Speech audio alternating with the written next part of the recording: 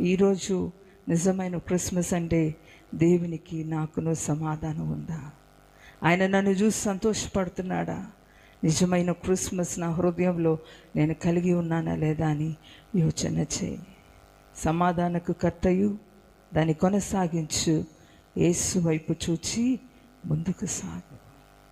యేసు వైపు చూస్తున్నావా? అన్ని విషయాలలో దేవునితో సమాధానం కలిగి ఉన్నావా? దేవుడు వద్దన్న పని చేస్తున్నావా? ఇది కాదు అంటే దానికి తల వంచి మౌనం వహించి సహించక కాదు, వెనుతిరిగే అనుభవాలు మనకు ఉన్నవా? దేవునితో సమాధానం. అన్ని విషయాలలో ప్రతి పాపమును విడిచిపెట్టామా? చూపులో, మాటలో, తలంపులో, ఆలోచనలో, క్రియలో, నడతలో, అన్ని విషయాలలో దాగి ఉన్న పాపం అనేది పగిలిపోయిందా? ఆ సమాధానం ఇవ్వడానికి వచ్చినదే యేసుక్రీస్తు ద్వారా మన జీవితంలో ప్రతి పాపం అనేది పగిలిపోయిందా? ప్రతి శాపం అనేది లయమైపోయిందా? దేవునితో సంపూర్ణమైన సమాధానం కలిగి ఉన్నామా?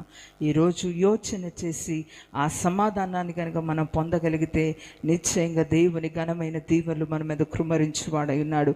ఈ రోజు నుంచి ఆగిపోయిన వాగ్దానములన్నిటిని దేవుడు నెరవేర్చువాడై ఉన్నాడు. ఆ సంపూర్ణమైన సమాధానమును ప్రభు మనకి ఇచ్చువాడై ఉన్నాడు.